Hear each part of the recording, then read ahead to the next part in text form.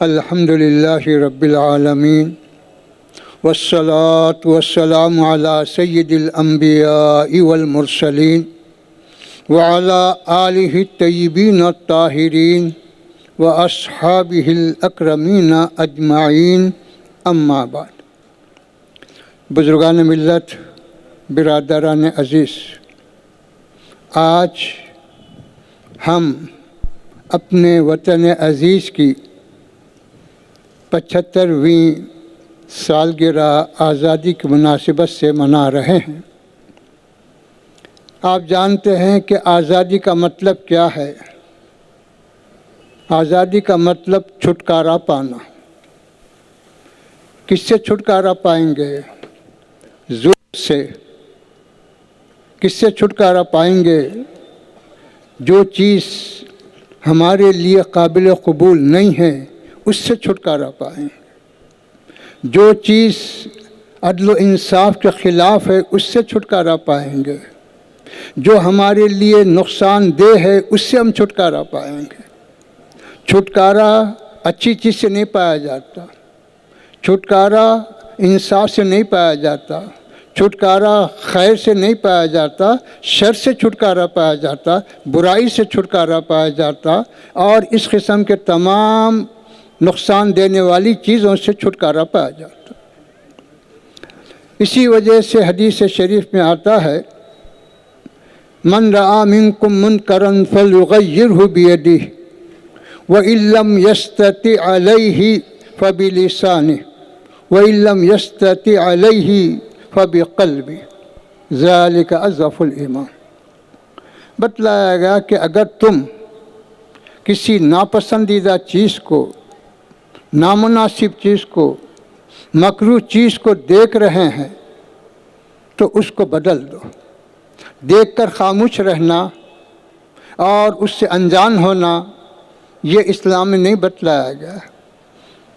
اگر تمہارے اندر قوت ہے، طاقت ہے، صلاحیت ہے تو اپنی قوت و طاقت کے ذریعے اس کو بدلو۔ لیکن ہمیشہ قوت و طاقت کا ملنا تو مشکل ہے، ہر ایک کو یہ سہولت ملنا تو بہت مشکل ہے۔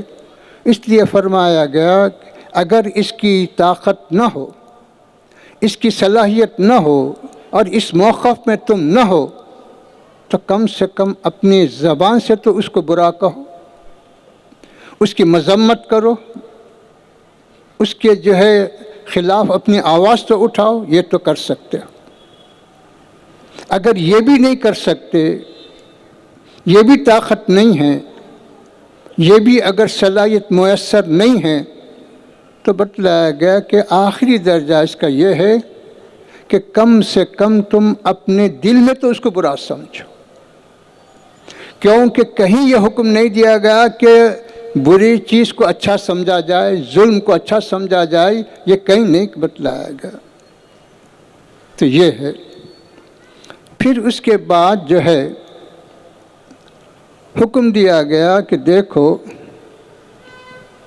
راستے میں اگر کوئی کانٹا چبھنے والا ہو یا کوئی اور تکلیف دینے والی چیز ہو تو حدیث شریف میں آتا ہے کہ اس کو بھی ہٹاؤ، کیونکہ اس سے بھی تمہارے بھائی کو نقصان ہوگا، اس سے بھی دوسرے چلنے والوں کو اذیت پہنچے گی۔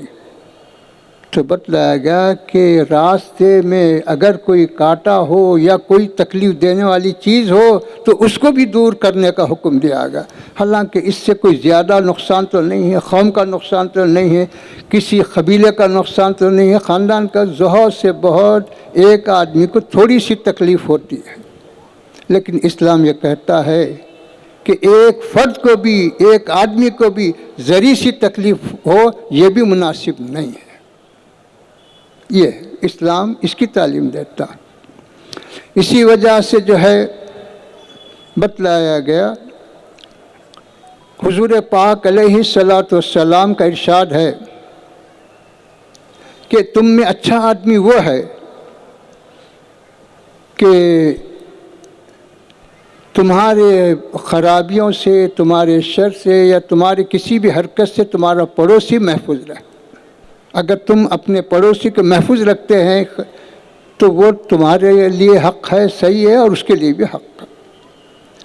یہاں تک کہ بتلایا گیا کہ مجھے آپ کا ارشاد ہے، مجھے یہ اندیشہ ہوگا کہیں پڑوسی کا اس میں حصہ نہ ہو جائے۔ تو میرے بزرگوں اور دوستوں، غور کرو کہ پڑوس کا تعلق کیا ہے۔ پڑوس کے لیے ضروری نہیں ہے کہ وہ ہمارا ہم مذہب ہو، پڑوس کے لیے ضروری نہیں ہے کہ وہ ہمارے خاندان کا ہو، پڑوسی کے لیے ضروری نہیں ہے کہ وہ ہمارا کوئی رشتہ دار ہو۔ بتلایا گیا کہ عدل و انصاف کے معاملے میں، حق و صداقت کے معاملے میں جو ہے مذہب کو نہیں دیکھا جائے گا، رشتے کو نہیں دیکھا جائے گا، کسی اور چیز کو نہیں دیکھا جائے گا، وہاں صرف حق اور انصاف کو دیکھا جائے گا۔ رنگ، نسل، وطن اور یہ ساری چیزیں بعد ہیں، حق اور انصاف پہلے۔ تو یہ بتلایا گیا ہم کو۔ تو اسی طرح میرے بزرگوں اور دوستوں، حق و باطل کی جنگ آج سے نہیں ہے، لاکھوں سال پہلے سے چلی آ رہی ہے۔ حضرت سیدنا ابراہیم علیہ السلام نمرود کے مقابلے میں کھڑے ہوئے تو کوئی ذاتی جھگڑا تو نہیں تھا، وہاں بھی حق و باطل کی جنگ تھی۔ اسی طرح تفصیل میں جاننا تو نہیں ہے، حضرت امام حسین رضی اللہ تعالی عنہ نے بتلا دیا کہ حق و صداقت کے معاملے میں، عدل و انصاف کے معاملے میں میں جو ہے خاندان کو نہیں دیکھوں گا، میں کسی کے مسلمان ہونے کو نہیں دیکھوں گا، میں کسی کے وطن کو نہیں دیکھوں گا۔ ان ساری چیزوں کو آپ نے ختم کرتے کہا کہ اگر سامنے والا حق و انصاف پر ہے تو میں اس کی تائید کروں گا، نہیں ہے تو وہ کچھ بھی ہوگا میں اس کی تائید نہیں کر سکتا۔ تو بتلائیے آپ کہ یہاں حضرت امام حسین کی شہادت کسی اور بنیاد پہ نہیں ہے، کسی اور سبب سے نہیں ہے، صرف حق و صداقت کی بنیاد پر آپ نے ساری چیزوں کو ختم کی۔ تو یہ ہے، تو اسلام اس بات کی تعلیم دیتا ہے کہ حق اور انصاف یہ کسی مذہب سے خاص نہیں ہے، حق اور انصاف وطن سے خاص نہیں ہے، حق اور انصاف رنگ و نسل سے خاص نہیں ہے، زبان سے خاص نہیں ہے، ہر ایک کے لیے، ہر ایک کے ساتھ جو بھی ظلم کرے گا اس کے خلاف آواز اٹھانا، جو بھی جو ہے انسانیت کی بربادی کا کام کرے گا اس کے خلاف آواز اٹھانا ہے، نہ صرف آواز اٹھانا ہے بلکہ اس کے سامنے بالمقابل ہو کر جتنی طاقت ہے اس کا مقابلہ کرنا، یہ ہم کو تعلیم دی گئی۔ اسی طرح جو ہے ہمارے ملک پر جب انگریز قابض ہوئے، ان سے ہمارا کوئی ذاتی جھگڑا تو نہیں تھا، کوئی ہمارا اور معاملہ تو نہیں تھا، صرف یہی تھا کہ وہ ہم کو آپس میں لڑاتے ہوئے اپنی حکومت چلانا چاہتے تھے، ہندو اور مسلم کی تفریق ڈال کر اپنا معاملہ سیدھا کرنا چاہتے تھے، یہاں کے لوگوں کے حقوق تلف کر کے اپنے ملک اور اپنے ملک کے لوگوں کو آباد کرنا چاہتے تھے۔ یہی ان کا ہمارا جھگڑا، یہ چیز ہوتی رہی، چلتی رہی، لیکن قانون قدرت ہے کہ کسی بھی چیز کی ایک انتہا، جس طرح ایک ابتدا ہے ہر چیز کی اس کی انتہا بھی ہے۔ یہ نہ سمجھا جائے کہ جب کوئی چیز شروع ہوتی ہے تو ہمیشہ باقی رہتی ہے، ایسا نہیں۔ فرعون آیا، ابتدا ہوئی، انتہا بھی ہوئی، نمرود آیا، ابتدا ہوئی، انتہا بھی ہوئی، ہر ایک کی ابتدا اور انتہا ہے، کوئی ظالم ہمیشہ باقی رہنے والا نہیں رہتا۔ حدیث شریف میں آتا ہے کہ انصر اخاک ظالمن کان او مظلومن، تم اپنے بھائی کی مدد کرو وہ ظالم ہو یا مظلوم ہو۔ تو صحابہ نے عرض کیا کہ حضور مظلوم کی مدد کرنا تو سمجھ میں آتا ہے، لیکن ظالم کی مدد کیا ہے؟ تو آپ نے فرمایا کہ ظالم کو ظلم سے روکنا یہ اس کی مدد ہے۔ تو آپ نے یہ نہیں فرمایا کہ مسلمان ہے تو ظالم ہے تو اس کو چھوڑ دو، یا کوئی جب مسلمان ظالم ہے تو اس کو نہیں چھوڑا جا سکتا، تو پھر دوسرے کو کیسا چھوڑا، اس کو کیسے ہم برداشت کر سکتے ہیں؟ تو اس کی ظلم کے خلاف آواز اٹھانا یہ فطرت انسانی ہے، یہ تعلیمات اسلام ہے۔